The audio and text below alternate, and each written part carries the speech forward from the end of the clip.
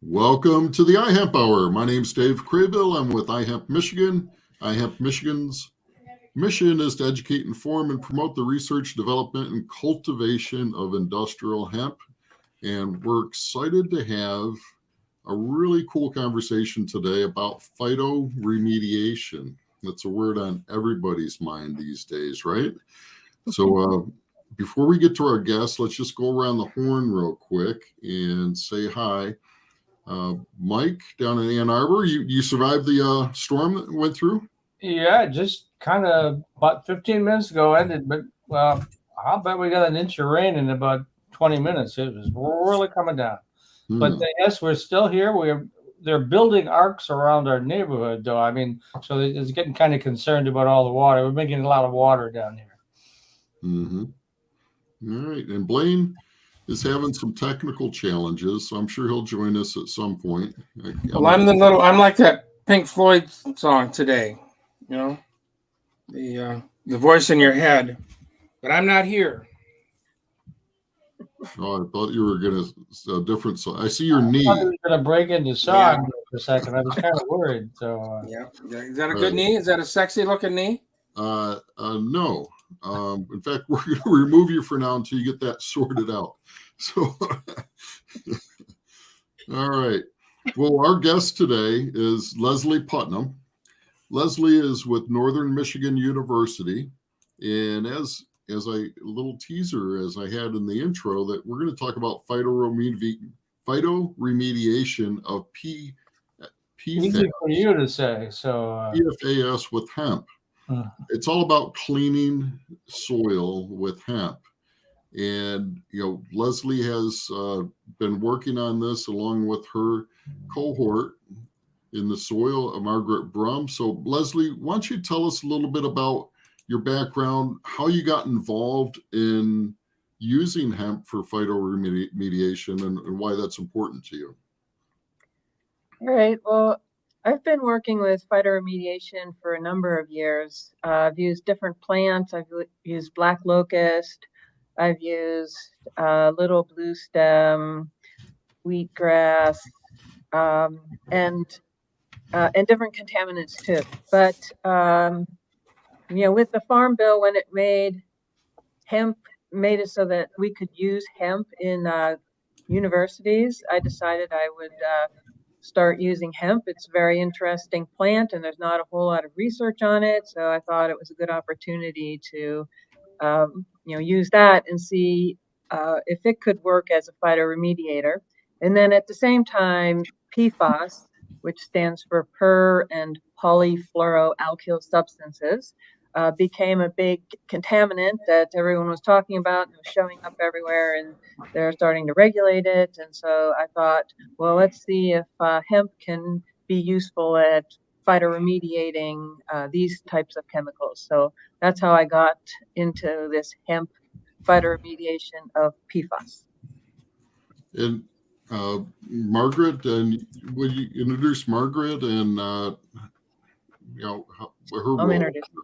Okay, I'm introducing her. So this is Margaret Brum, and she has a degree from Michigan Tech in chemical engineering, and then she went to law school. She's a patent lawyer, and I met her on a Great Lakes freighter a year ago. And yes, kind of a coincidence that we were on this freighter together, and I didn't know her, but we started talking, and she asked me what I did, what my research was on. I told her, oh yeah, hemp and PFAS, and I didn't expect her to know anything about that, but lo and behold, she says, oh, well, I can get you some sludge that contains PFAS. So my ears perked up, and I thought that sounded like a good idea, because in my studies, I bought PFAS from chemical companies and used it in hydroponic studies and in the greenhouse, and but really it's I wanted to move into some practical uses, which is actually having landfill leachate or sludge which contain PFAS, and use those and see if the hemp would be able to pull the PFAS out of those materials. So that was how we got together, and we shortly after we returned from our Great Lakes freighter trip, we went out to Sawyer, the Air Force Base, former Air Force Base, and got a 5-gallon bucket or 2 of sludge and brought it back to the lab. And the reason I was able to recognize her work is very prosaic. I was on the Marquette Area Wastewater Treatment Board, which handles the wastewater treatment plant in Marquette, but there's also a wastewater treatment plant at K.I. Sawyer that had a difficulty with gallons and gallons of sludge that was contaminated with PFAS, where they were seeking grants in order to safely dispose of the PFAS contaminated sludge. So it was one of those happenstance, 2 people on a boat that didn't know each other before the trip, and all of a sudden it's like, well, if you need this, I can help you out. And pretty much that's how we worked ever since. Yep. Awesome. So let's back up a little bit. Where do these alkalines, these PFAS, where do they come from? Well, do you have a non-stick pan? I have in the past, yes. Mm-hmm. Yes, that's anything that's non-stick or waterproof. That is, the chemical that's used to impart that quality is PFAS. So, perfluoroalkyl substances. They have a lot of fluorines on them, which makes them hydrophobic and gives them the quality of slipperiness. And so that's, we've all benefited from these chemicals that have made life easier for us. But unfortunately, they don't degrade easily. They're not degraded in nature in any reasonable time. And they're finding that they have some health effects. And there's thousands of these chemicals, and not all of them are toxic, but there are some that are, and so they're trying to regulate them. Dow's certainly a big contributor with Teflon, I would assume, would be in that category, right? Yeah. 3M. Actually, if I can interject here, if you go to the State of Michigan website, there are pages and pages on PFAS in the state of Michigan, and there's a comprehensive map of all the locations within the state where they've identified significant amount of PFAS contamination. A lot of it has to do with industrial activity, but also any former military base within the state of Michigan would have PFAS contamination, because PFAS is an element of that firefighting foam that they used any place they had aircraft. And they did not appreciate that every time they deployed that foam, they were putting it into the ground. And that's why the state of Michigan is actually leading many, many states in how much they already know about where the PFAS contamination is. And that makes it more accessible information for the general public to find out where it is. Oh, that's good. Well, that's like a first step to Yes. to understand it. Yeah, I remember reading about that for grayling. Yes. Some activity there. And so, go ahead. Well, how does a plant, so these PFAS, they stay in the ground. How does a plant capture that? Is it seeking it out, or is it just ancillary because it's pulling water up from the soil that it comes along? Yes, it's the latter. It's because it's pulling water from the soil. The PFAS is in the water, and so it pulls it up with the water. So, and they're actually studying that. Some of them just go through the cell walls and just come up through or in between the cells and so forth. But they've also found that there's some transporters that will also bring them into the plant. So that's an area of study that's not too much is understood about that. Also, that's a kind of relatively new area. Yeah. Okay. All right. I see Blaine's got his self settled now. Welcome, Blaine. The great and powerful Blaine Bechtel. Got to get off mute. Pay no attention to that man behind the curtain. Okay. Oh, God, it's a great day. Anyways, so, we have a lot of PFAS down here in Grand Rapids by the airport, a little north of the airport. And it seems like every day they're kind of finding a new place where this seems to be a problem. So, And we have the old Gilman Scientific Facility, which is a Superfund site closed about 30 years ago, which is leaching into the Huron River, which is where we get our drinking water. So I have filters on my faucets at home here so that I filter all that crap out so that it doesn't get into me, because it is, according to what I've read, carcinogenic, so. Well, in your area of the state, sir, near Grand Rapids, north of Grand Rapids, is a company called Wolverine Worldwide Incorporated, and they're famous for making hush puppy shoes, which are made out of pig leather, and therefore they ran a tannery where you had chemicals added to cure the leather.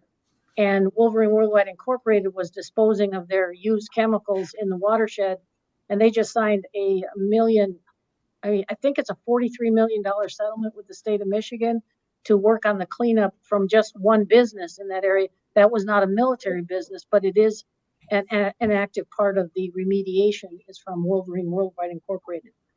Dumping it into the Grand River, which flows through Grand Rapids. Yes. So well, the old solution used to be, right? The solution to pollution is dilution, right? I mean, that's what they were doing back then, trying to do that. So we kind of say that real softly now, if we say that at all, because that's not true anymore. Yeah. Well, the other issue then is the fishermen. They're warning fishermen, freshwater fish, don't eat very many of them because obviously the fish are swimming in this stuff. So, sir, if you check the state of Michigan website on PFAS, there are locations indicated where, for example, you can harvest a deer, but you're warned not to take the liver or any of the internal organs because that's where the PFAS would accumulate. And so, as I said, the state of Michigan is doing, I think, a very reasonable job in tracking these locations and notifying people in advance of what game is relatively safe to harvest versus not. Well, so one of my questions, we know that they're doing this also over in Russia, Chernobyl. They're using it to remediate the soil there. So we know the plant's good for soaking up these chemicals and getting it into the plant. But do we still have a problem then in the plant with it being toxic? And how do we get rid of that or dispose of that safely or properly? Well, it depends on where in the plant it is. That's if it goes up into the leaves, you got to harvest it and then incinerate it pretty much if you want to get rid of it. Otherwise, it's just going to get passed on. You put it in a landfill, it's going to get into the leachate and just keep going. So it has to be taken care of once it gets up into the plant.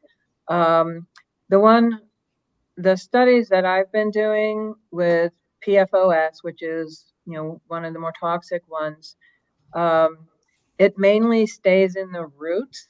It doesn't come up so much into the leaves, and so that's mainly useful for making sure that it doesn't go down into the groundwater. If you have a contaminated site, to be able to hold it from going into the groundwater is definitely better than having it get in the groundwater, because that's the main way it causes problems if it gets in the drinking water. So even if that's all it does, that's a help.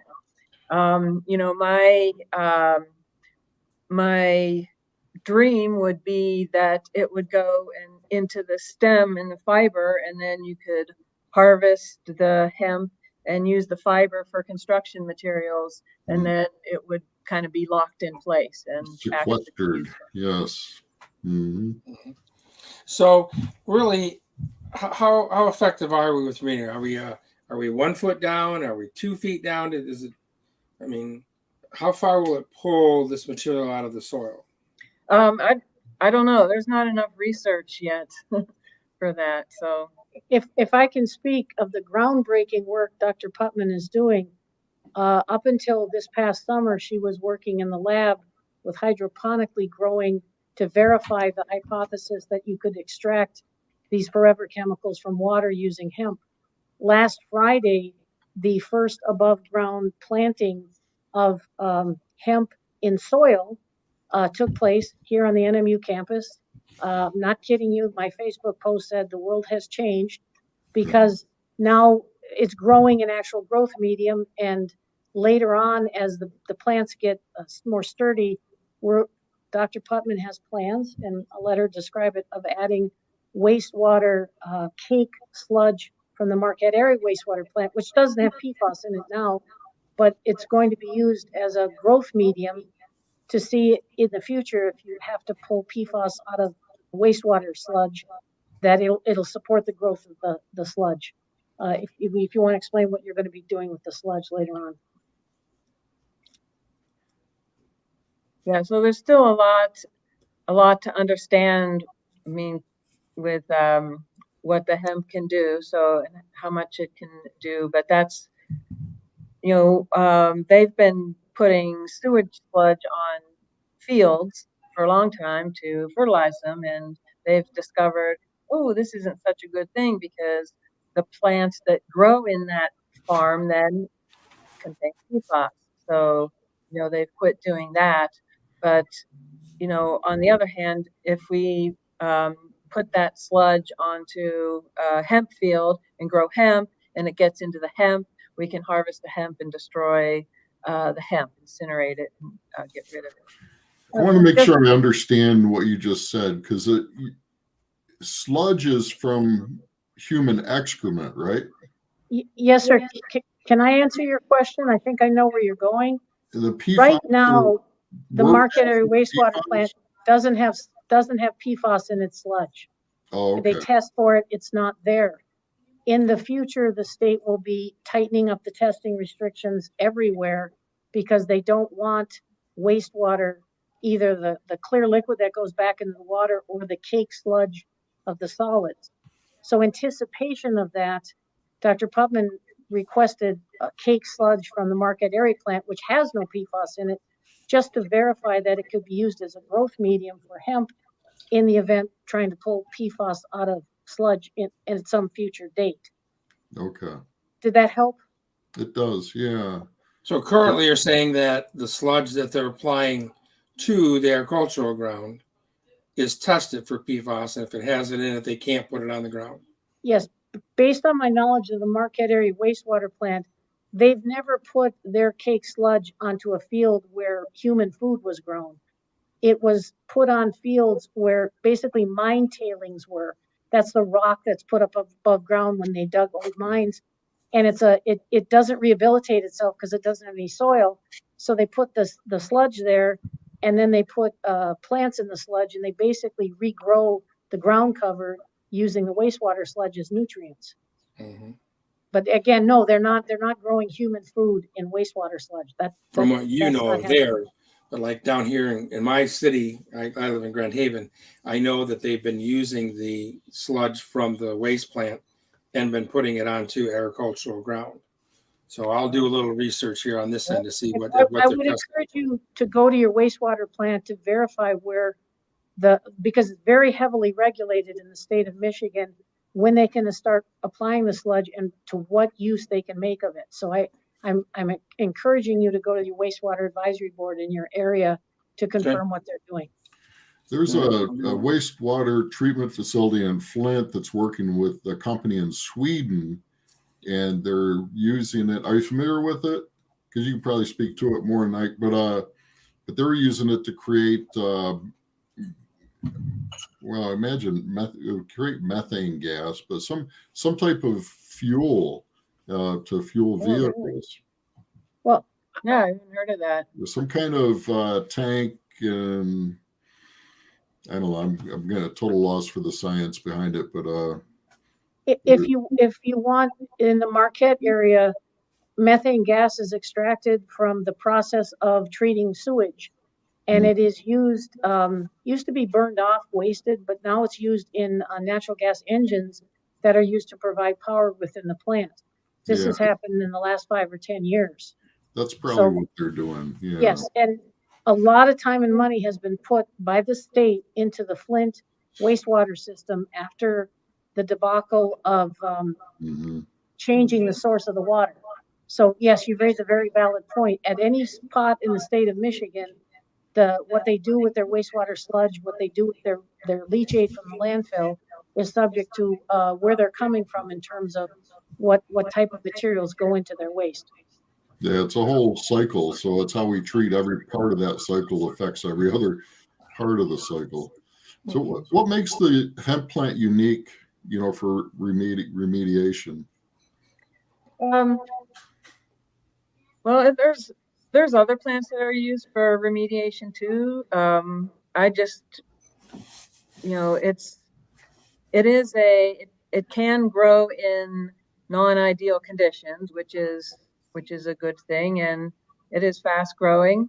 But other than that, it just, I kind of chose it just because I could, but also I appreciate the fact that it has, uses. There's a lot of uses for hemp, and so, why not grow it for this, and then you can, if it pulls up contaminants, and then you can still use it for making whatever you want, textiles, hempcrete, whatever, then, I think that's a good way to do the phytoremediation, is to end up with something that's useful. Are you currently, with your testing that you're doing, are you comparing it to any other plant material, or you're just using the hemp right now? Nope, I'm just using hemp. Okay. I do have, I did get 3 varieties of hemp that I'm testing, so I can compare, the varieties of hemp. So can you tell us what varieties? Yeah. Erlina, Xanthica, and USO 30 or 31. Write them down. Are they or Chinese or French?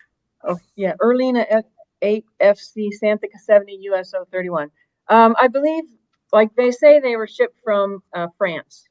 France, okay. So James DeDecker put me in contact with, his supplier, I don't know how to say it, Conopius or something like that. Yeah, we know them. They're friends of ours. Yep. Yes. Okay, yeah. So that's who Rob and I dealt with, and well, a little shout out to them then. All right. Yeah. And I did. Yeah, he was kind enough to send me like 1 pound bags, because normally he deals with large quantities. I'm like, I don't even have any place to put large quantities, so he was able to get me 1 pound bags of each of these varieties, and so those are the ones that I'm testing. All right. Excellent. Now, are you involved? I know we had something on the show about a year ago. Are you involved with the project that's working on the mining waste in northern Michigan and using hemp to mitigate against that, or not? Is that a different? I have interacted with them, but I haven't lately. I don't know what happened to that project. I wrote a support letter for someone from Wisconsin who was going to, he wasn't going to use hemp, he was going to use willow and poplar. He was proposing to do that. He was writing a grant, and I wrote him a letter of support for that. And that was that same area with the mining waste, the mine tailings. But I don't think that the group that was planning to do the hemp, I don't think they have moved forward yet. I know previous to the pandemic, I was on another show where the city of Detroit was taking a serious look at hemp, because there's 30,000 abandoned buildings in the city. And when they tear them down, they're, I wouldn't say mini Superfund sites, but there's a whole bunch of gunk in the ground. And so they're not really usable for some other building until they do something with the soil, and they just didn't have the kind of money it would take to, dig up all the soil and transport it to these secure, places where they could dump it and all that jazz. So they were looking at, I know the mayor, Duggan, was looking at doing something with hemp, but that sort of just fizzled out. I don't know what happened exactly. But that would have been a heck of a way to do it, I think. Yeah. And then tie that in with the hemp building stuff. The other thing is the auto industry is starting to get real aggressively into hemp composites. Seems like you could tie that all together or something, because obviously you're not going to chew on your dashboard, right? So Right. you don't have to worry about human consumption, but that would solve a lot of problems. And then you'd have urban farmers too. You'd have to have somebody taking care of all that, and so you could hire people. I mean, it seems like a great idea. Just it didn't come together. Yeah, I'll have to look into that because I would really like to see that. If that's a way to help with, bring the city back. A lot of abandoned properties. Once you get out of the downtown area, you get out into not the suburbs, but the edges of Detroit. There's a lot of abandoned buildings. A lot of opportunity there. Yes, indeed. So, Lesley, if you probably don't have this answer yet, but how many cycles? What's it take to, if you have truly dirty soil, how long does it take to make that clean soil? That's with phytoremediation, it's not a quick process. The value in it is that it's a lot less expensive than the other ways of cleaning the soil, like digging it up or, other things that they do. So it's not meant to be a quick fix. So it's an investment and it'll take time. So I can speak to that. We have a very practical reason for focusing on this up here. The Marquette Solid Waste Management Authority is currently under a consent agreement with the state of Michigan to reduce the amount of PFAS detectable in the leachate from their waste cells. That's where you have a landfill, you build a cell, you put waste in it, and then invariably you have liquid coming off of it. It's called leachate. And they've been testing, and they have found PFAS above levels there. So the consent agreement with the state required them to pick a remediation method. And the method they picked was activated carbon. And Dr. Putman and I were at the meeting where they announced to the people of the area it was going to be an $8 million investment in the technology for activated carbon. And then running the leachate through there to remove the PFAS was going to be a minimum of $800,000 a year in maintenance, because activated carbon gets used up and you have to replace it. What Dr. Putman and I have been kicking around as an idea is, rather than saying you don't need the activated carbon, but you could do pre-treatment of the leachate through a greenhouse full of hemp, and you can do post-treatment of the leachate, again, through a greenhouse full of hemp, where it would remove a certain amount, then it could be treated, and then remove another amount. And so you'd reduce the amount of heavy-duty chemical removal that you have to do. That's our beginning plan. And I hope that makes sense to everyone, because unfortunately, the removal of PFAS right now is heavily dependent on existing technologies that are expensive and require maintenance. I just didn't understand where the greenhouse. I pictured like a field of hemp. Like you would have a retention pond type thing, where it's going through that field of hemp. But we could very well, in certain types of the year, run hemp outside. Our growing season in Marquette is about 2 weeks. 2.5 months. 2 weeks. And so Weeks. the beauty, Dr. Putman explained this to me. One of the reasons she focuses on hemp, tell them about how quickly you can get a crop. 60 days. Yeah, I grow my, the experiments I've done, I've, my greenhouse ones, I grew for 10 weeks and got, PFAS up into the plants. My hydroponic ones, I just grow for,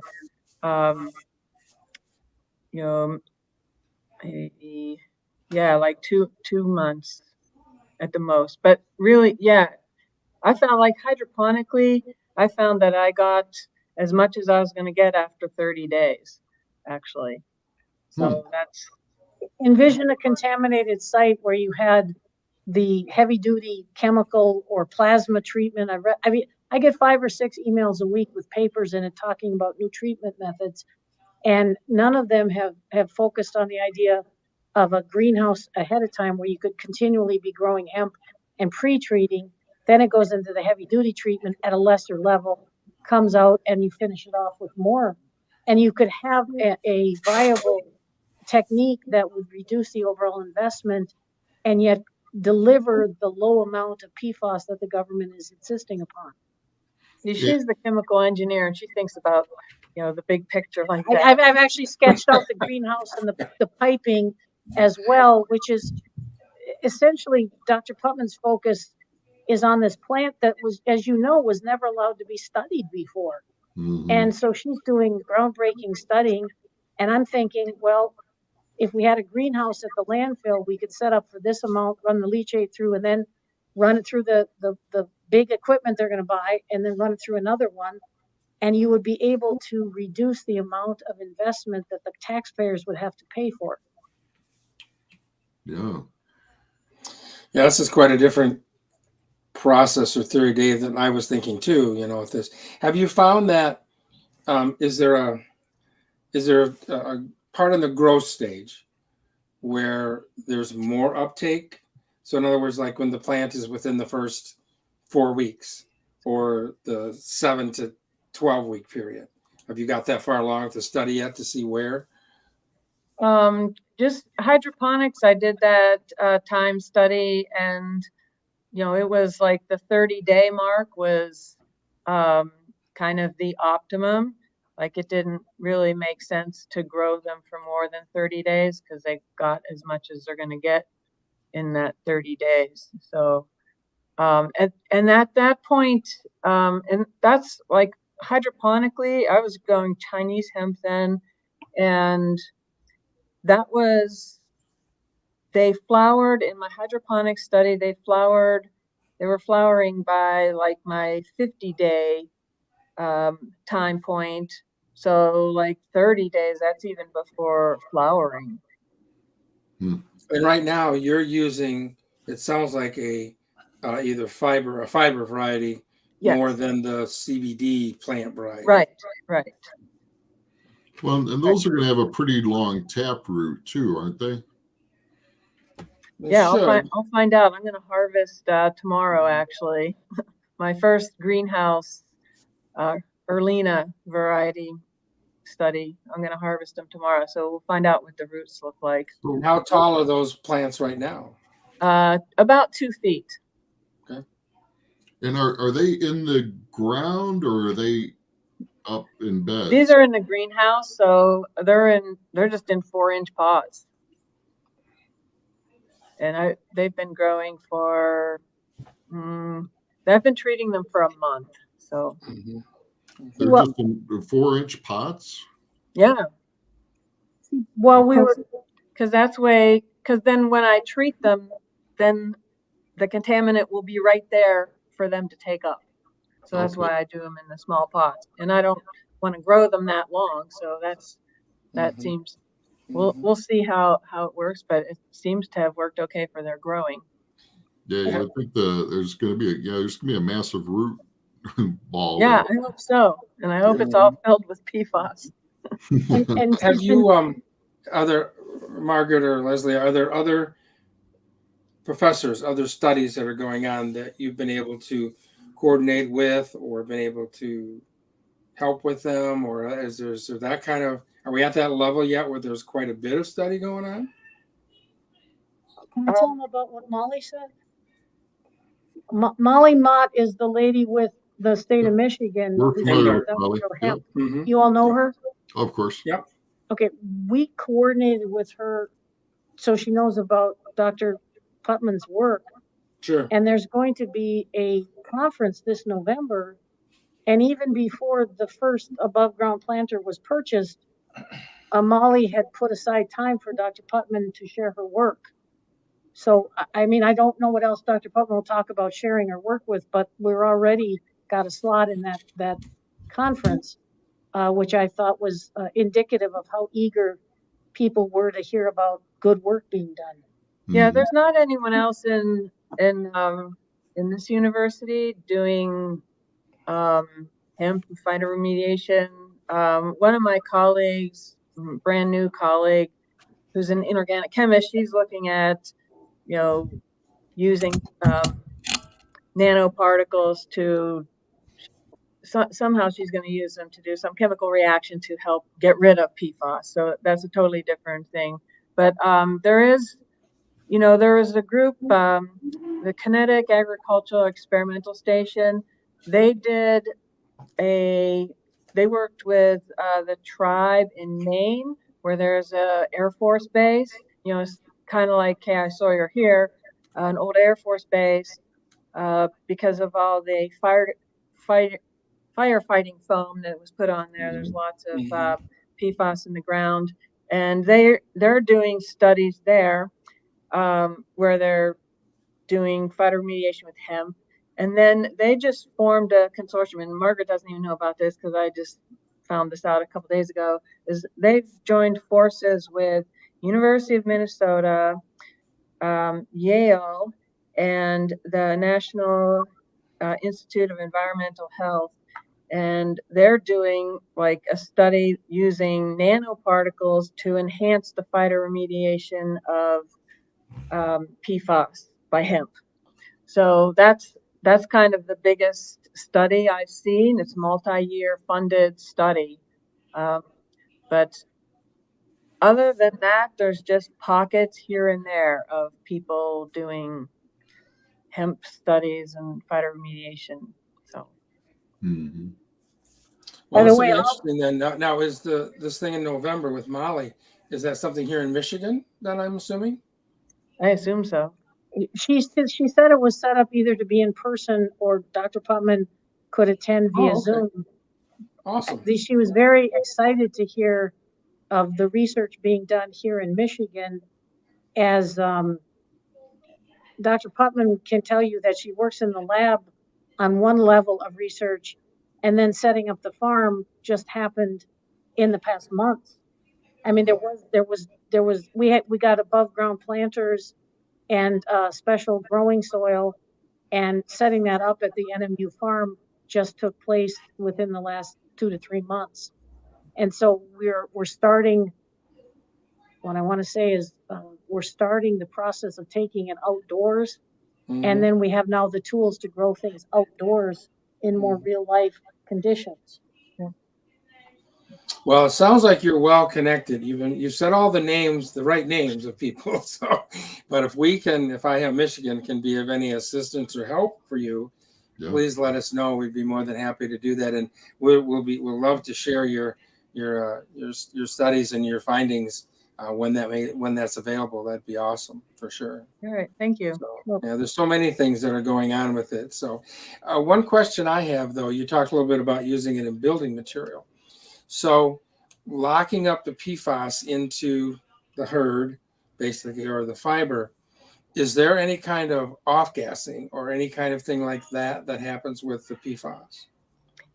No, it's not a volatile compound, so I would feel pretty confident that it's stuck in there, especially like if it's some kind of a polymer or or even hempcrete. I think it would. I've never touched hempcrete, but I know that. Well, we'll have to get you involved in that then somehow. Yeah. Dave's got a block there somewhere, doesn't he? There we go. Got your little sample for you. So it's mostly limestone. Oh, well, as an engineer, there's a whole study of things you can put in concrete to either enhance the concrete or to put away things that will not come into contact, A, with people, or B, with water, because they don't leach when they're buried in cement, things like that. So the engineering of, what did you call, hempcrete and other things, that's been ongoing for many, many years. There's just a lot of people. This is a global, as you know, it's a global concern. And there's a lot of people doing all sorts of different ways to try to remediate PFAS in the real world where it is. And the exciting thing about this for me, and I have to say, I'm very, very excited about this is that Northern Michigan University committed to a medicinal plant chemistry program, and they got instruments from a Japanese company, state-of-the-art instruments. And within 5 years of that, I'm very good at buying the above ground planters. I'm very good at finding people to put them together.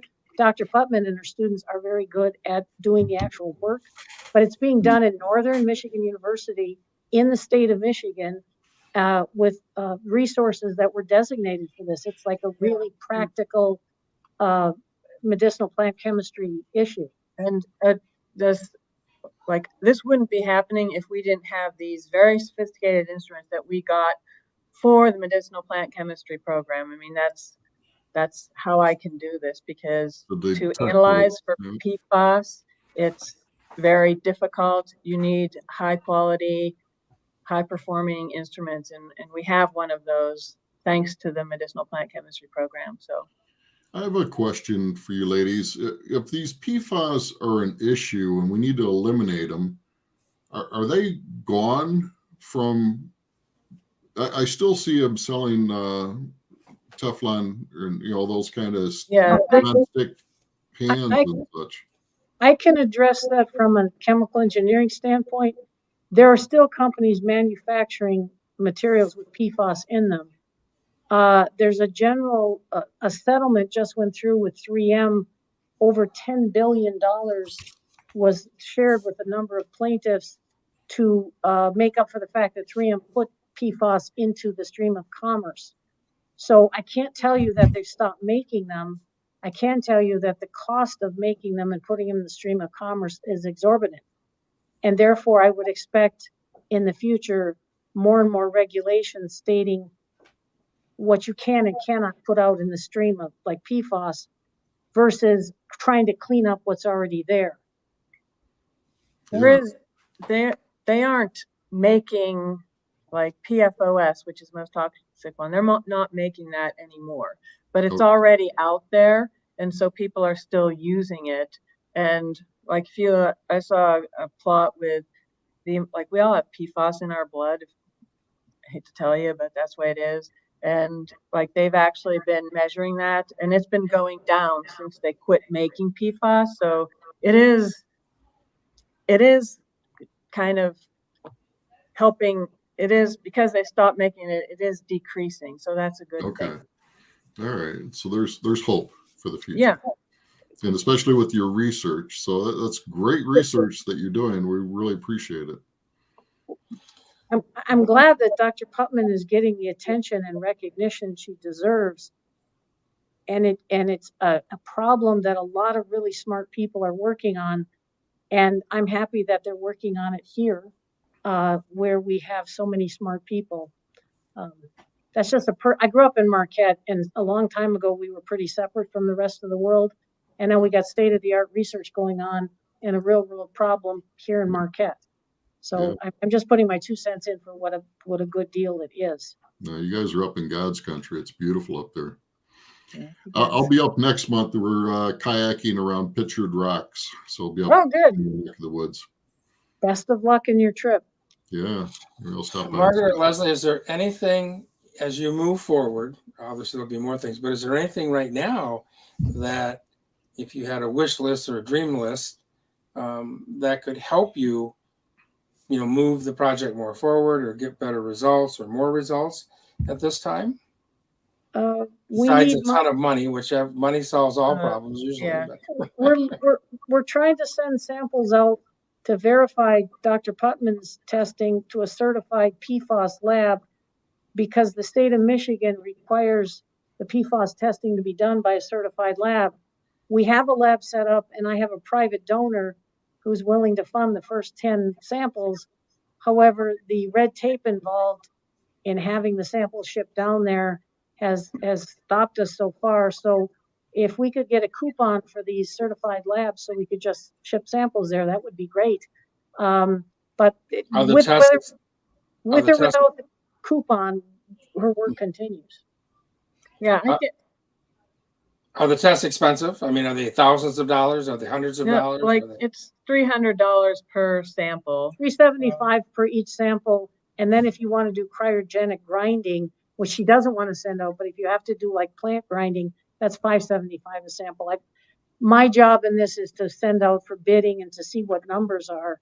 And we got a number from a state of Michigan approved certified lab for testing for PFAS, which, by the way, for your listeners on your podcast, if you're going to try to work with the state, it's a good idea to work with their approved labs on this, so you don't have to run into, well, we need to test that with our approved labs, because like the wastewater plant has to test their discharge for PFAS through one of these certified labs. Yeah. And Yeah, they're we in just work Michigan? with Giggly. Mhm. The ones you're using are in Michigan then? Or Yeah, they out of state? They've been approved by the state of Michigan. They're not necessarily physically located in Michigan. they're not? There's Oh. there's a list of approved labs. We're in contact with the one that the Marquette Area Wastewater Treatment Plant uses for just that reason, that the state requires them to use a certified lab. Well, I'm assuming it's a little bit of problem with shipping because it's considered toxic, right? So you probably have to send it certain ways. The wastewater plant has actually volunteered to send our samples in. We're just trying to work out a way to pay for the samples so they don't come out of the city of Marquette budget. And I have a donor lined up to do the first 10 samples. I just don't know where to tell her to send the check yet. Okay. All right. We Any have, other? Blaine, we have a question from Facebook that I just noticed. Okay. Sorry, Kathy. Kathy's been very patient. Would agricola research be relevant? Agricola, what's that? Okay, we'll move on because I do not know. I was on Lane County, Oregon Biosolids, aka Sludge Committee. I think biosolids are being sold, used in many areas, bagged up. Milo, granite, decades ago, still available. Okay, so have you read Hempbound PAP? Oh, paper by Doug Fine. Yeah, Hempbound by Doug Fine. Yep.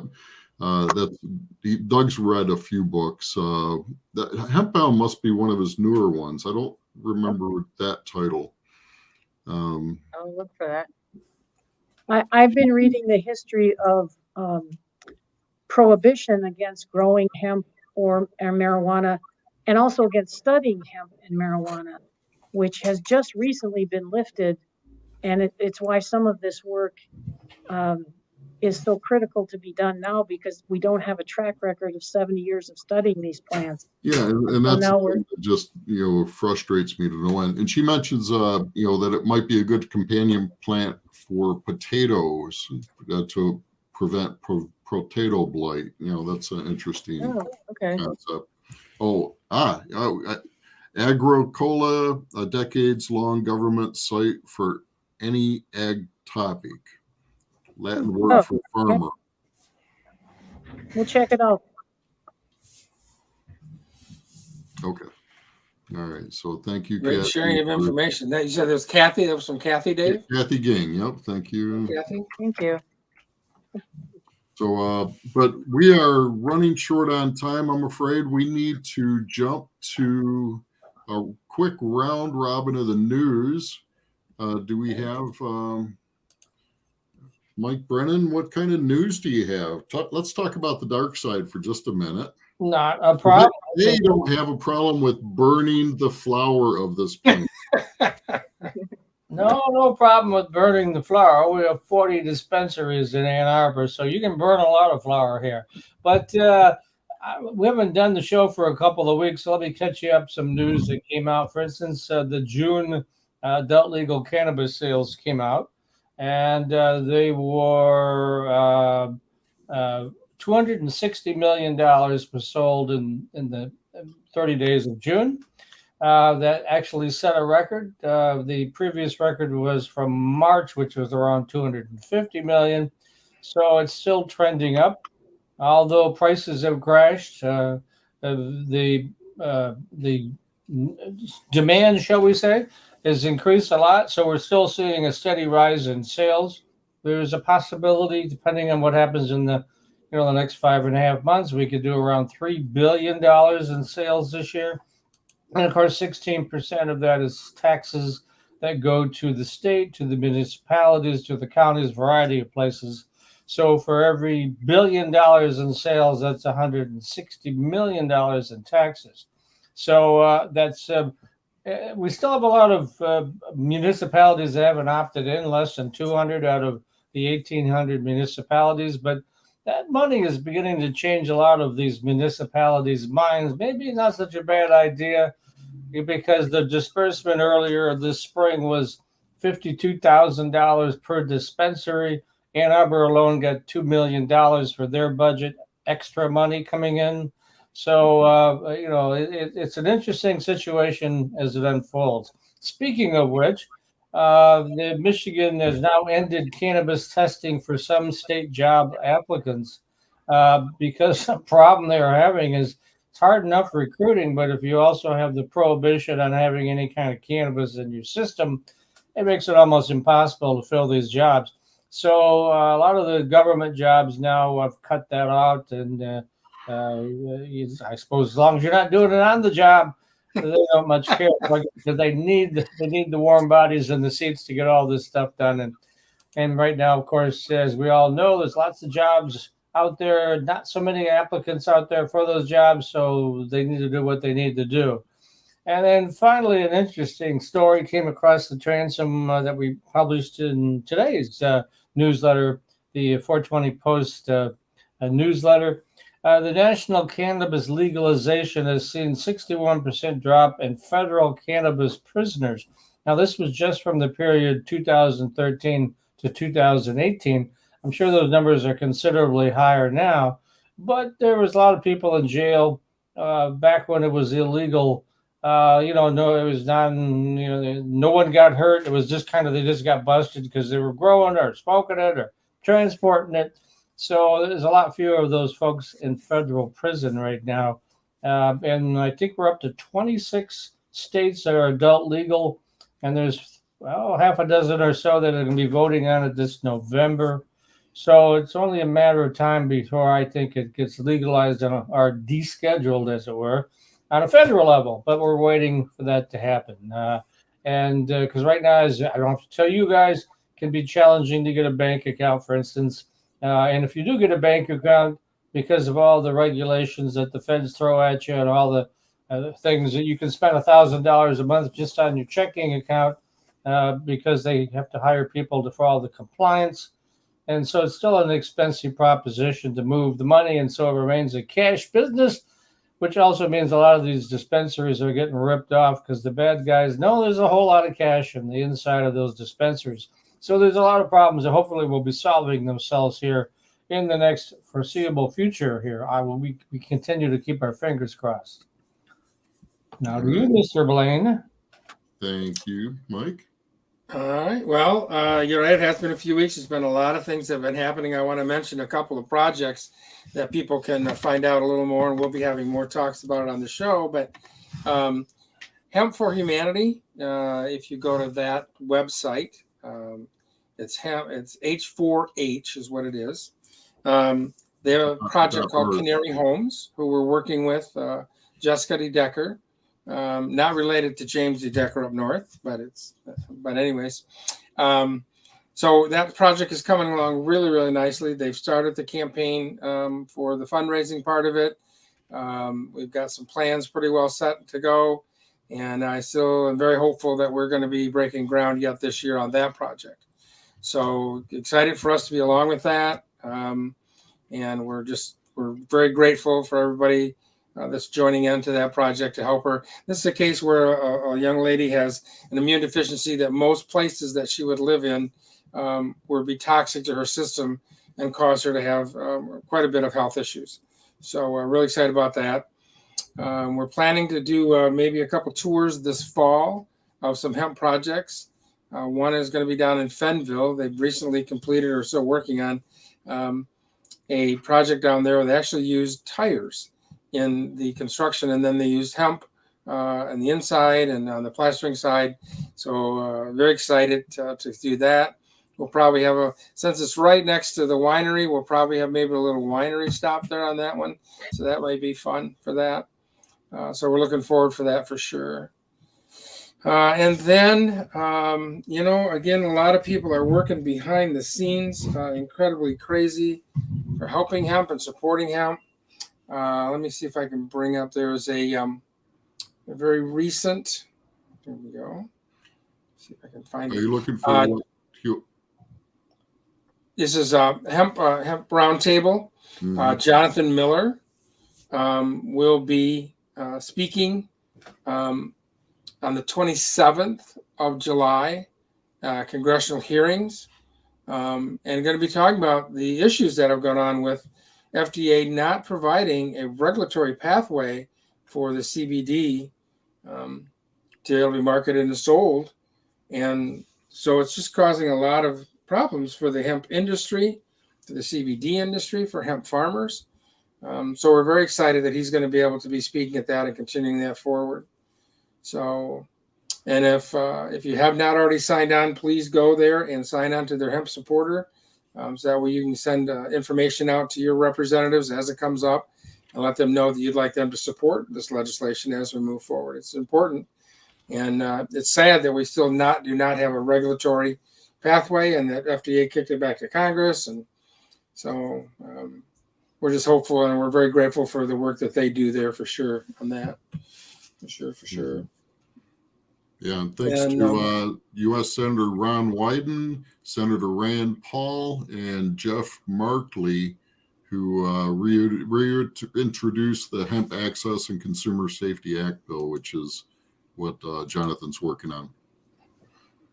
So that's awesome there. So, Dave, I don't know if you have it up or not, but what's that?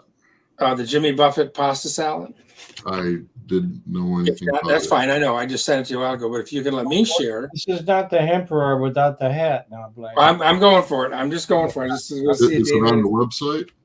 No, it probably hasn't been on our website yet. It's a new one that I found this last week. You emailed it. That's it. If you let me share, I can bring it up. You can. Are you able? Oh. You're the wizard. Well, I got it. I got it here. If not, I can figure it out. Man. All right. Whoops. Yeah. Stop. What is it? So yeah, this is so for all you parrot heads out there, okay? Whoops, I can't. Good golly, Miss Molly, which way do I steer? This is by Lazy Cooking. I love the title, that's for sure. This is about a 25-minute recipe. It makes about 5 servings, so you might want to increase it. It's a great salad, especially for the summertime. So the idea here is that we have a cheeseburger in paradise, is what we have here. So cheeseburger. So all the ingredients, but not really in a cheeseburger form. So it says if you're trying to amend your carnivorous habit and neither bun nor the beach is within reach, Jimmy Buffett pasta salad is the next best thing to a cheeseburger in paradise. A bed of buttery, fluffy pasta in a vessel for this fun twist on a classic American creation. It's topped with everything Jimmy sings about. A big hunk of flavor, ground beef, crispy onion, crunchy lettuce, juicy tomatoes, and savory cheddar cheese. These tasty ingredients swim in sweet and creamy mayo, ketchup dressing that you might even want to dip your French fried potatoes in. You'll be asking, which way do I steer? They anchor your fork into some Jimmy Buffett salad. You need to got the ingredients here with that too, by the way. So, but go ahead. So okay. So we got the ingredients here. It's whole wheat pasta, a tablespoon of we're not putting olive oil in there. We're putting hemp seed oil in there. That's for sure.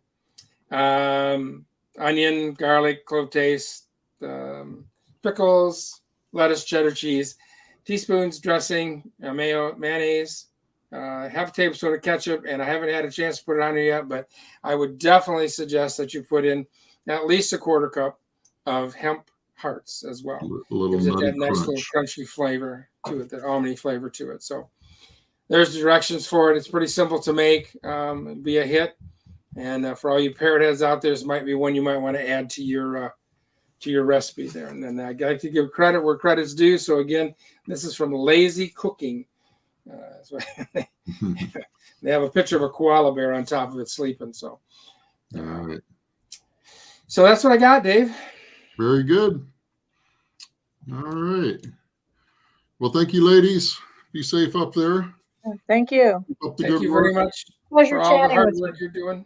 We appreciate it. And, Well, if you come to the area, if you're anywhere near Marquette, let us know and you can tour our farm.